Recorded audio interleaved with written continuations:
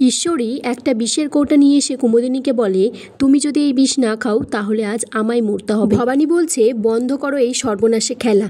ঈশ্বরী বলছে, এ খেলা নয়, এ আমার জীবন, যাকে খেলা বানিয়েছো তুমি। কুমুদিনী বলছে, ঠিক আছে খাচ্ছি। তখন যখনই বিষের কৌটাটা নিয়ে খেতে যাবে, ভবানী তরোয়াল দিয়ে বিষের কৌটাটা ফেলে দেয়।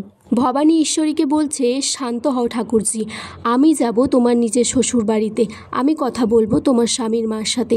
পিসি ঠাম্মা বলছে, এলেন আমাদের বড় ধর্মরক্ষা মাতা, উনি নাকি যাবে শাশুড়ি মার সাথে কথা বলতে।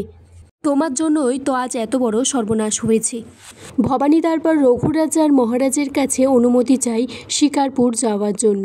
দেওয়ানমশাই তখন খবর নিয়ে আসে প্রাসাদের সিংহ দরজায় নবাবী ফৌজ এসে হাজির হয়েছে, আর তাদের সাথে কিছু পাইকরাও আছে, সাথে একটি পরোয়ানাও আছে।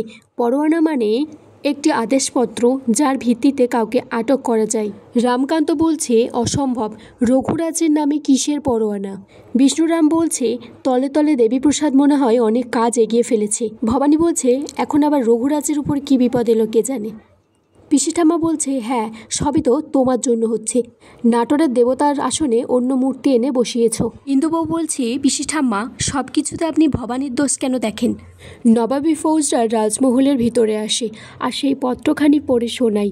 সেখানে লেখা আছে, রঘুরাজার হাত দিয়ে দেবীপ্রসাদকে দিয়ে ভিনরাজ্যের দস্যুদেরকে পালাতে সাহায্য করিয়েছেন। আর এখানে এটাও লেখা আছে, আপনি পেশোয়াদের বর্ষতা স্বীকার করেছেন তলে তলে। রঘুরাজা বলছে, আমার আনুগত্য নিয়ে প্রশ্ন উঠছে, আমার বিশ্বস্ত নিয়েও প্রশ্ন উঠছে। রামকান্ত বলছে, মুর্শিদাবাদকে ভুলে গেছেন? উনি কে? উনি নারায়ণ রঘুনন্দন মৈত্র। সত্য রামকান্তকে বলছে, পুরো বিষয়টা একটা চক্রান্ত। রঘুরাজকে আটক করতে আসলে ভবানী আর রামকান্ত তরোয়াল নিয়ে এগিয়ে আসে। রঘুরাজা বলছে, তিনি মুর্শিদাবাদ যাবেন, সেখানে বিচার হবে, আর তিনি হাজিরা দিতে বাধ্য। রামকান্ত মুর্শিদাবাদের দিকে রওনা হলে ভবানী তার জন্য শীতের শাল নিয়ে আসে।